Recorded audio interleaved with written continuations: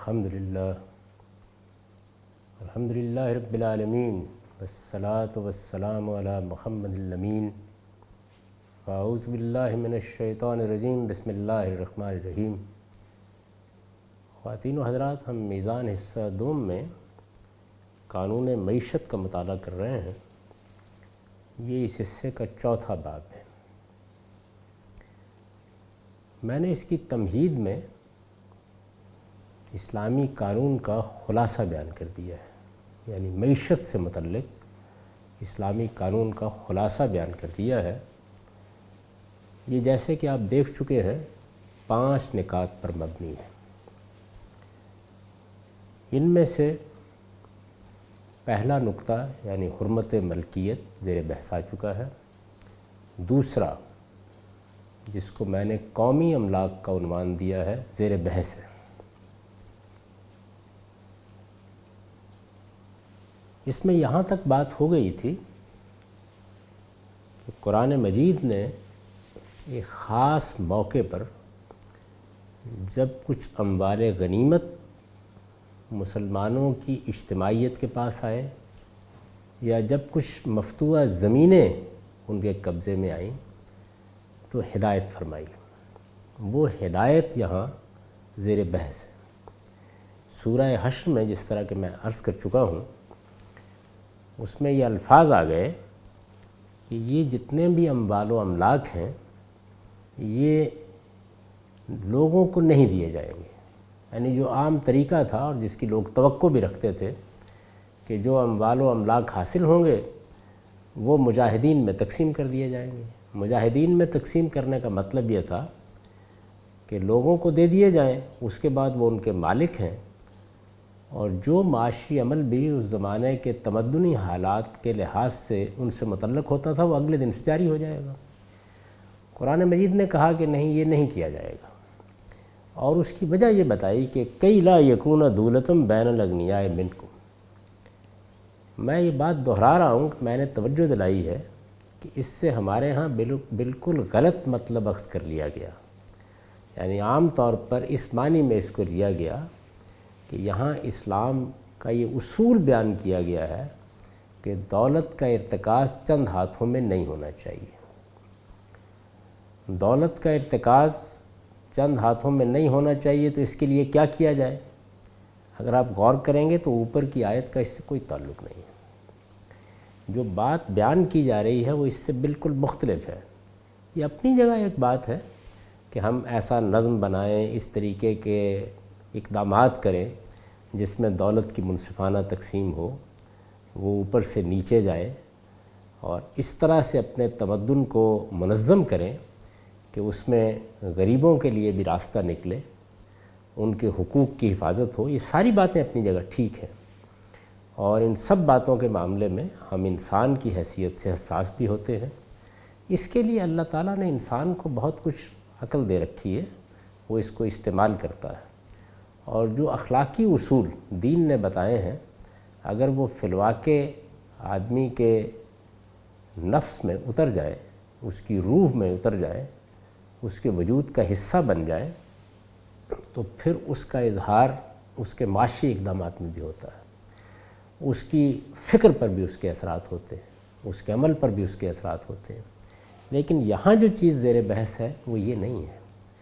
وہ یہ ہے کہ جو اموال و املاک اس وقت مسلمانوں کے نظم اجتماعی کے پاس ہے، اللہ اور رسول کے پاس آ گئے ہیں، اس لیے کہ اس وقت حکومت انہی کی تھی، ان کو جہاں وہ آ گئے ہیں وہیں رکھا جائے گا، وہ نجی شعبے کو نہیں دیے جائیں گے، یا وہ عام افراد کو نہیں دیے جائیں گے، وہ قومی املاک کی حیثیت سے موجود رہیں گے، اور ان کو قومی املاک کی حیثیت سے اپنے پاس رکھنے کی وجہ یہ بیان کی ہے کہ کہ لا یکون دولتم بین الاغنیاء منکم، کہ یہ بھی اگر دے دیے گئے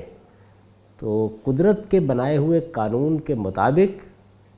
تھوڑا عرصہ نہیں گزرے گا کہ اغنیاء ہی میں گردش کر رہے ہوں گے۔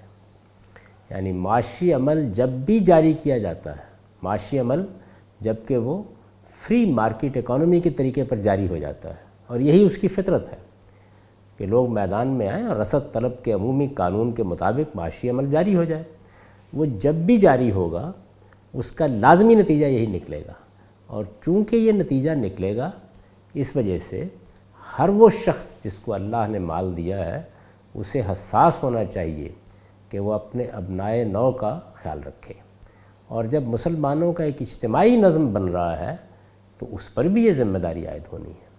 یعنی جیسے میرے اوپر میرے اعزاء و اقربا کے معاملے میں، میرے دوست احباب کے معاملے میں یہ ذمہ داری عائد ہوتی ہے، بالکل اسی طریقے سے جب مسلمانوں کا اجتماعی نظم وجود میں آ جاتا ہے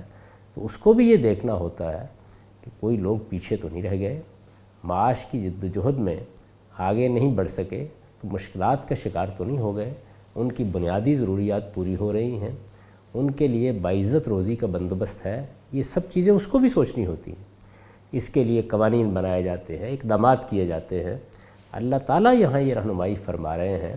کہ یہ اموال و املاک ریاستی کے پاس رہیں، مسلمانوں کے نظم اجتماعی ہی کے پاس رہیں، اور اس سے نہ صرف یہ کہ نظم ریاست کو چلانے کے لیے جو خدمات انجام دی جا رہی ہیں ان کے لیے اموال میسر آئیں گے، بلکہ غرباء و مساکین کے لیے بھی آئیں گے۔ مذہب کہاں سے اپروچ کرے گا؟ یعنی اس کا بنیادی کنسرن اخلاقی ہے،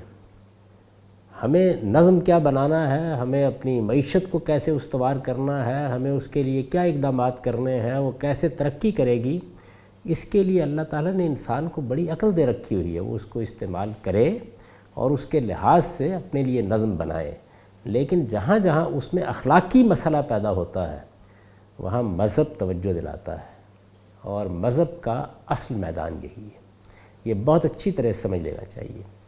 وہ اس لیے نہیں آیا کہ آپ کو کوئی معیشت کا نظام بنا کے دے دے اور وہ یہ فیصلہ کرے کہ آپ کو کس طریقے سے اس سارے نظم کو چلانا ہے۔ اس کے لیے انسان کو اپنے اسی فطری ارج کو استعمال کرنا ہے، اور جو صلاحیتیں انسان کو اللہ تعالیٰ نے دی ہیں انہی کو استعمال کر کے اپنے لیے بہتری کے سامان پیدا کرنے ہیں۔ میں جب اپنی انفرادی زندگی میں بہتری پیدا کرنا چاہتا ہوں، مجھے کیا کاروبار کرنا ہے، مجھے کوئی ملازمت کرنی ہے، مجھے اپنے معاشی حالات میں کیا بہتری پیدا کرنی ہے، تو جس طرح میں اس کی اسکیمیں سوچتا ہوں بالکل اسی طریقے سے کوئی نظم اجتماعی بھی اگر اپنے بارے میں ایسی اسکیمیں سوچتا ہے تو یہ سب کی سب بڑی محمود ہوں گی۔ قرآن مجید میں اس کی ایک بڑی ہی اچھی مثال موجود ہے کہ سیدنا یوسف علیہ السلام نے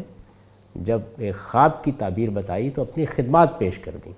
اور اس کے بعد جو حل بتایا وہ منصوبہ بندی تھی۔ یعنی منصوبہ بندی اتنے اچھے طریقے سے کی جائی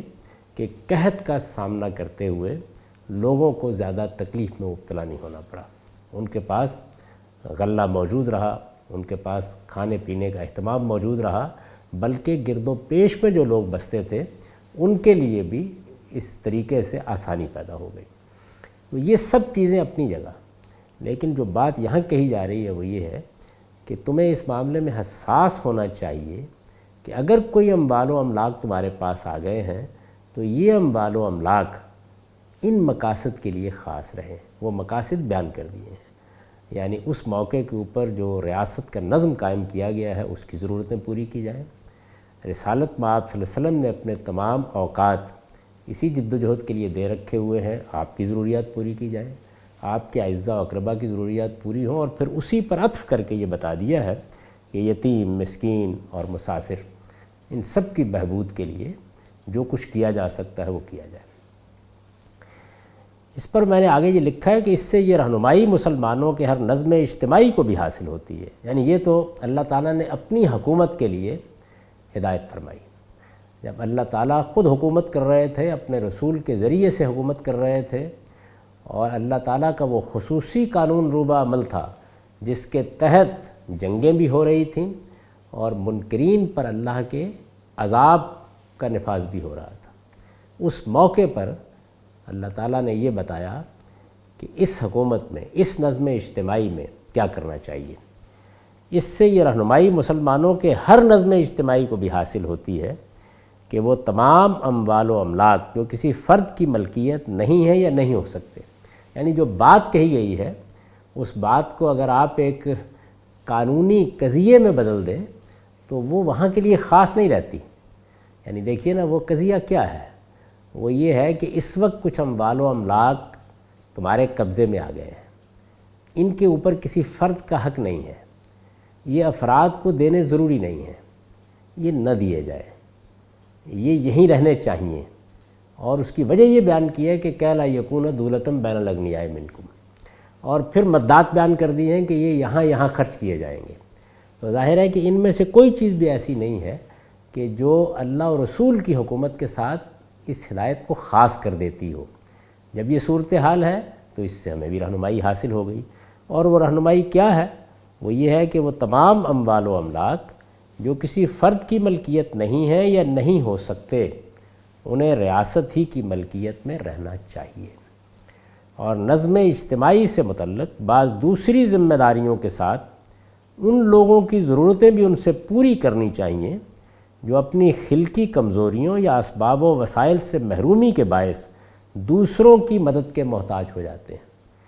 اگر آپ خلاصہ کر دیجئے تو گویا یوں ہوا کہ عام طور پر جو حکومتیں سوشلزم کے اصول پر نہیں ہیں، ان میں یہی طریقہ اختیار کیا جاتا ہے کہ نظم حکومت کو چلانے کے لیے لوگوں پر ٹیکس عائد کیا جاتا ہے۔ یہ ظاہر ہے کہ آمدنی کا ایک ذریعہ ہے، اور اسی طریقے سے اس نوعیت کے بعض کام بھی کیے جاتے ہیں کہ جس سے خود حکومت اپنے لیے آمدنی کے کوئی ذرائع پیدا کر لے۔ حکومت جب اپنے لیے آمدنی کے ذرائع پیدا کرتی ہے تو عام تجربہ یہ بتاتا ہے کہ وہ ریگولیٹ کرتی ہے تو کامیاب رہتی ہے، قانون بنا کر کسی حد تک معاملات کو راستے پر رکھتی ہے تو کامیاب رہتی ہے، لیکن اگر کاروبار کرنے لگ جائے تو کاروبار کی فطرت ایسی ہے کہ اس میں ناکام ہو جاتی ہے۔ عام طور پر یہ دیکھا گیا ہے۔ قرآن مجید یہاں یہ نہیں کہہ رہا کہ ایک قومی شعبہ وجود میں لے آیا جائے اور اس میں ایک بیوروکریسی ہو اور وہ ان تمام چیزوں کو چلا رہی ہو، یہ نہیں کہہ رہا۔ وہ یہ کہہ رہا ہے کہ ایک طرف تو ہم نے زکوٰۃ کے لیے رقم مقرر کر دی ہے، یعنی یہ بتا دیا ہے کہ یہ ریاست کا یا نظم اجتماعی کا حصہ ہے، مسلمانوں کا نظم اجتماعی جب بھی وجود میں آئے گا اس کو یہ حق حاصل ہو جائے گا کہ وہ یہ اپنا حصہ وصول کر لے۔ تو ایک تو یہ رقم ہے جو تمہارے پاس موجود ہے جس سے تم نے نظم ریاست کو بھی چلانا ہے، اور وہاں بھی یہ فرمایا کہ غریب اور مسکین اور وہ لوگ کہ جن کے اوپر کوئی تاوان عائد ہو گیا ہے یا کہیں تالیف قلب کے لیے خرچ کرنا ہے تو وہاں ان مدات میں خرچ کیا جائے گا۔ یہاں تک کہ یہ بھی بتا دیا کہ مسافروں کی بہبود کے لیے سڑکیں بن رہی ہیں، پل بن رہے ہیں اور اس طرح کے معاملات ہو رہے ہیں، وہ سب باتیں زکوٰۃ کے باب میں ہم زیر بحث لا چکے ہیں، وہ بتا دی۔ اس کے ساتھ آمدنی کا ایک اور ذریعہ یہ پیدا کیا جا رہا ہے کہ وہ اموال و املاک جو فرد کی ملکیت نہیں تھے وہ بھی ریاست کی آمدنی کا ذریعہ بنے۔ وہ یوں سمجھ لیجئے کہ دو مدات پیدا کرتی ہیں، اور یہ دو مدات اصول میں ہیں۔ ظاہر ہے کہ جب ان کا اطلاق کیا جائے گا تو اس کے نتیجے میں بہت سی مدات پیدا ہو جاتی ہیں۔ یہ دو باتیں کہہ دی گئی ہیں، ان کو اصول میں سمجھ لینا چاہیے۔ اب جو اموال و املاک ریاست کے پاس ہیں یا نظم اجتماعی کے پاس ہیں، ان کا نظم کیسے چلانا ہے، یعنی کیا اس کے لیے کوئی بیوروکریسی وجود میں لانی ہے، اس کے لیے ہم نے کسی آدمی کا تقرر کرنا ہے اور جس طریقے سے ہم اپنے دفتروں کو چلاتے ہیں وہی طریقہ اختیار کرنا ہے، یہ ضروری نہیں ہے۔ یعنی نظم کو چلانے کے لیے کیا طریقے اختیار کیے جائیں وہ ہم کو دیکھنے ہیں۔ چنانچہ یہ دیکھیے کہ سیدنا عمر رضی اللہ عنہ کا معاملہ آگے زیر بحث آ جائے گا۔ ان کے زمانے میں جب سواد عراق کی زمینیں مسلمانوں کے قبضے میں آئیں تو یہ زمینیں انتہائی زرخیز زمینیں تھیں، اور یہ کوئی 1 2 4 ایکڑ نہیں تھے، بلکہ ملکوں کے ملک تھے جن کو مسلمانوں نے فتح کر لیا۔ اس میں یہ سوال پیدا ہوا کہ یہ اموال و املاک کیا مجاہدین میں تقسیم کر دیے جائیں؟ تو سیدنا عمر رضی اللہ عنہ نے اسی آیت کا حوالہ دیتے ہوئے یہ بیان کیا کہ میں ایسا نہیں کرنا چاہتا، میں یہ چاہتا ہوں کہ بعد میں آنے والوں کے حقوق بھی ان میں قائم رہیں۔ اس موقع پر جو استدلال کیا گیا ہے اس استدلال کے بارے میں تو دو رائے ہو سکتی ہیں۔ میں نہیں کہہ سکتا کہ وہ استدلال فی الواقع اس طرح منتقل ہوا ہے یا نہیں ہوا جیسے کہ سیدنا عمر رضی اللہ عنہ نے ان کو پیش کیا تھا، لیکن جو بات کہی گئی ہے وہ یہی ہے۔ چنانچہ بیان کیا جاتا ہے کہ جب انہوں نے یہ بات کہی تو جلیل القدر صحابہ نے ان کی یہ بات ماننے سے انکار کر دیا۔ اس پر تقاضا کیا گیا کہ مجلس شورا کا اجلاس ہونا چاہیے، یعنی باقاعدہ مشورہ ہو۔ چنانچہ باقاعدہ مشورے کی مجلس منعقد ہوئی اور بیان کیا جاتا ہے کتاب الخراج میں، قاضی ابو یوسف نے اس کی تفصیلات نقل کر دی ہے کہ 6 دن تک بحث ہوتی رہی اور آخر میں وہی فیصلہ ہوا جس کی طرف قرآن مجید نے یہاں رہنمائی کی ہے، یعنی یہ اموال و املاک، یہ ملکوں کی سرحدوں تک پھیلی ہوئی زمینیں یہ ریاستی کے پاس رہیں گی، یہ قومی ملکیت ہی رہیں گی، ان کو افراد کو نہیں دیا جائے گا، یہ فیصلہ کیا گیا۔ اب ان کا نظم و نسق کیسے چلایا جائے، اس کے لیے انہوں نے یہ طریقہ اختیار نہیں کیا کہ اپنے کچھ کارندوں کو بھیج دیا کو جائیں اور یہاں کے کاشت کریں، یعنی یہ پھر ایک دوسرا مسئلہ ہے کہ نظم و نسق کیسے ہو، اس کو انہوں نے نجی شعبے ہی کے حوالے کر دیا، اپنی ملکیت قائم رکھتے ہوئے، یعنی اس میں یہ حقوق قائم کر دیے کہ لوگ کام کریں گے، جو کسان وہاں کام کر رہے ہیں وہی کرتے رہیں گے۔ یہ بیان کر دیا کہ ہر زمین کے لیے ایک الگ شرح ہوگی، یعنی اس کی پیداوار کے لحاظ سے، اگر وہاں انگور اگتے ہیں تو اور ہوگی، اگر وہاں جوار اگتی ہے تو اور ہوگی، گندم اگتی ہے تو اور ہوگی، یعنی مختلف فصلوں کے لحاظ سے، مختلف اجناس کے لحاظ سے ان کے لیے مقرر کر دیا کہ یہ اس میں سے کرائے کے طور پر آپ کہہ سکتے ہیں یا خراج کے طور پر یہ ریاست کے پاس آتا رہے گا، لیکن لوگ جس طرح کہ ان کی ذاتی ملکیت ہوتی ہے اسی طرح اس زمین میں کاشت کریں گے اور وہ ان کی وراثت میں بھی منتقل ہوتی رہے گی، تاہم وہ ریاستی کی ملکیت ہو۔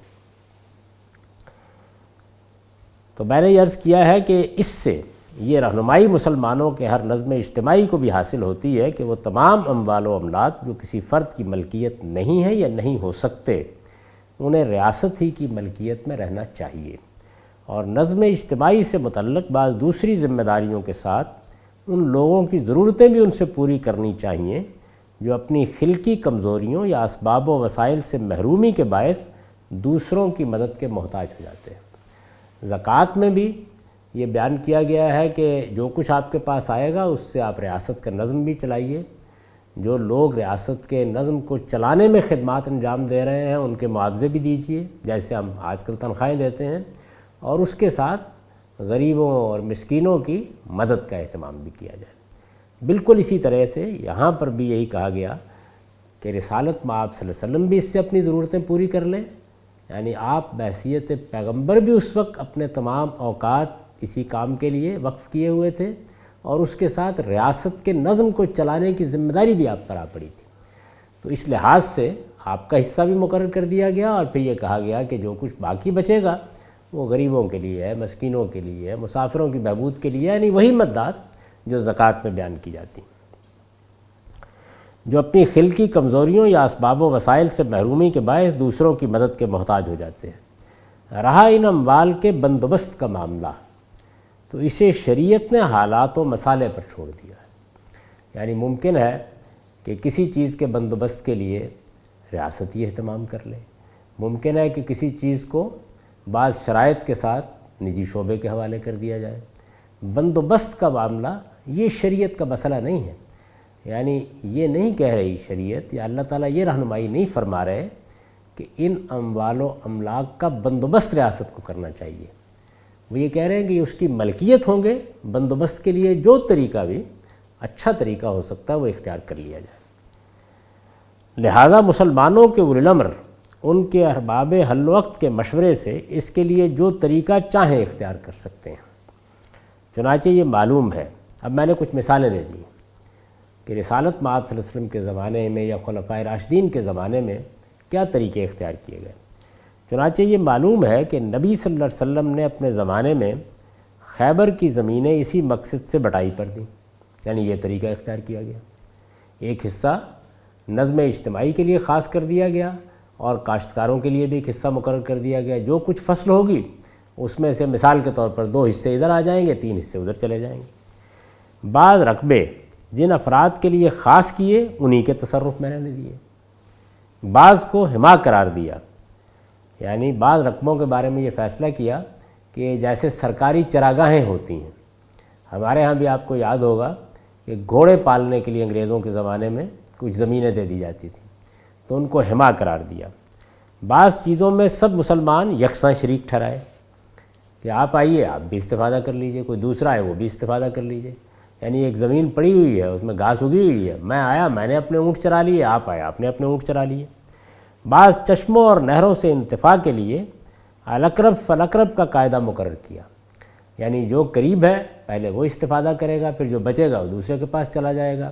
اس کے لیے بھی یہ معلوم ہے کہ بعض موقعوں پر نزاعات پیدا ہو گئے تو رسالت مآب صلی اللہ علیہ وسلم اس کے کچھ قاعدے بھی بنا دیے، اور وہ قاعدے بالکل عقل عام پر مبنی ہیں۔ مثال کے طور پر وہ مشہور واقعہ جس میں خود آپ کے ایک عزیز کا معاملہ بھی زیر بحث تھا، اس میں یہ سوال سامنے آیا کہ پیچھے سے پانی آ رہا ہے تو کتنا پانی کھیت میں روکا جا سکتا ہے، تو آپ نے اس کے لیے ایک قاعدہ مقرر کر دیا کہ اتنا پانی آپ روک لیجئے، اس سے آگے پانی روکنے کا آپ کو حق نہیں ہے۔ الاقرب فالاقرب کا قاعدہ مقرر کیا، اور سیدنا فاروق رضی اللہ عنہ نے عراق و شام کی مفتوحہ زمینیں اپنے عہد خلافت میں ان کے پرانے مالکوں ہی کے تصرف میں چھوڑ کر ان کی پیداوار کے لحاظ سے ایک متعین رقم ان پر بطور خراج عائد کر دی۔ یعنی انہوں نے یہ قاعدہ بنا دیا کہ زمین ریاست کی ملکیت ہے یا مسلمانوں کے نظم اجتماعی کی ملکیت ہے، تم لوگ ان زمینوں کو اپنے تصرف میں رکھو گے، وہی لوگ جو پہلے سے کاشت کر رہے تھے، جیسے کاشت کرتے ہو ویسے ہی کاشت کرو گے، یہ زمینیں بعد میں تمہاری میراث میں منتقل بھی ہو جائیں گی، یعنی تمہارے بعد میں آنے والے لوگ بھی اسی طریقے سے ان میں کاشت کرتے رہیں گے، لیکن ریاست کا حصہ مقرر کر دیا گیا ہے جس کو خراج کا نام دیا گیا۔ یہ زمین ریاست کی ہے، اس کی آمدنی میں اگر فلاں فصل ہو رہی ہے تو اتنا، اور اگر فلاں ہو رہی ہے تو اتنا، یہ خزانے میں آ جائے گا۔ یہ طریقہ انہوں نے مقرر کر دیا۔ یہی وہ چیز ہے جس سے ہمارے ہاں خراجی اور عشری زمینوں کی بحث پیدا ہوئی ہے۔ یعنی یہ یوں نہیں ہے کہ کسی زمین کے بارے میں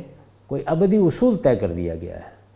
یہاں زیر بحث یہ نہیں ہے کہ زمین کے بارے میں اسلام کا نقطہ نظر کیا ہے، زیر بحث یہ ہے کہ اگر زمینیں یا اموال یا املاک وہ ریاست کے پاس ہیں، یعنی کسی فرد کی ملکیت نہیں ہے، فرد کی ملکیت ہو چکے ہیں،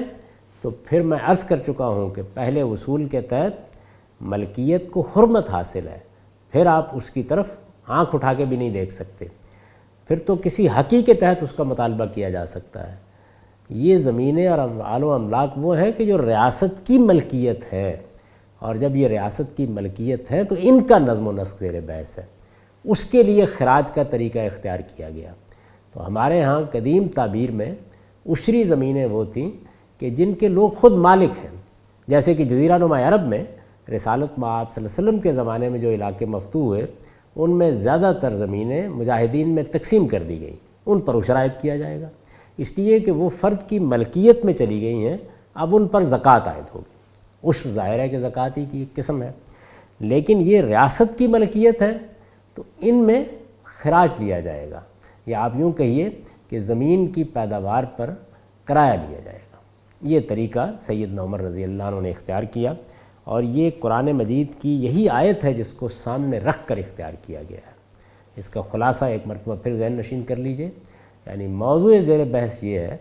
کہ وہ اموال و املاک جو ریاست کے ہیں، نہ کہ یہ زیر بحث ہے کہ جو فرد کے ہیں کیا ان کو قومی ملکیت میں لیا جا سکتا ہے، یہ بحث نہیں ہے۔ جو ریاست کے ہیں ان کے ساتھ کیا کیا جائے، تو فرمایا کہ وہ نظم اجتماعی کے پاس رہیں اور ان کے بندوبست کا انتظام جو بھی حالات و مسائل کے لحاظ سے موضوع ہو وہ کر لیا جائے۔ اس کے بعد اگلی بحث اکل الاموال بالباطل کی ہے، یعنی 5 نکات میں نے عرض کیے تھے، اب یہ تیسرا نقطہ زیر بحث ہے، اکل الاموال بالباطل۔ یا ایھا الذین آمنوا لا تاکلوا اموالکم بینکم بالباطل الا ان تکون تجارۃ عن تراض منکم۔ یہ سورہ نساء کی آیت ہے جس کو میں نے سر عنوان بنایا ہے۔ سورہ نساء 4 سورہ ہے اور یہ اس کی 29 آیت ہے۔ ایمان والو، تم آپس میں ایک دوسرے کا مال باطل طریقوں سے نہ کھاؤ، الا یہ کہ وہ رضامندی کی تجارت سے کسی کو حاصل ہو جائے۔ اس میں یہ تعبیر اختیار کی گئی ہے کہ لوگوں کا مال باطل طریقوں سے نہ کھاؤ۔ میں نے لکھا ہے اس آیت میں دوسروں کا مال ان طریقوں سے کھانے کی ممانعت کی گئی ہے جو عدل و انصاف، معروف، دیانت اور سچائی کے خلاف ہے۔ یعنی جب قرآن مجید یہ کہتا ہے کہ فلاں کام معروف کے مطابق ہونا چاہیے، تو اس کا مطلب یہ ہے کہ وہ ایک ایسی بات کی تلقین کر رہا ہے جو لوگوں میں جانی پہچانی ہے، جس پر لوگوں کا اتفاق ہے، جس میں کسی اختلاف کی گنجائش نہیں ہے، جسے لوگ بھلائی، نیکی اور خیر ہی کی بات سمجھتے ہیں۔ اسی طرح جب وہ یہ کہتا ہے کہ یہ چیز باطل ہے اور اس کے لیے کوئی شرح و وضاحت نہیں کرتا، تو اس کا مطلب یہ ہے کہ اس چیز کا باطل ہونا معلوم و معروف ہے، ہر آدمی اس کو جانتا ہے، اس کے لیے کسی وضاحت کی ضرورت نہیں ہے۔ یہی چیز ہے جس کے لیے میں نے یہ الفاظ استعمال کیے ہیں کہ اس آیت میں دوسروں کا مال ان طریقوں سے کھانے کی ممانعت کی گئی ہے جو عدل و انصاف،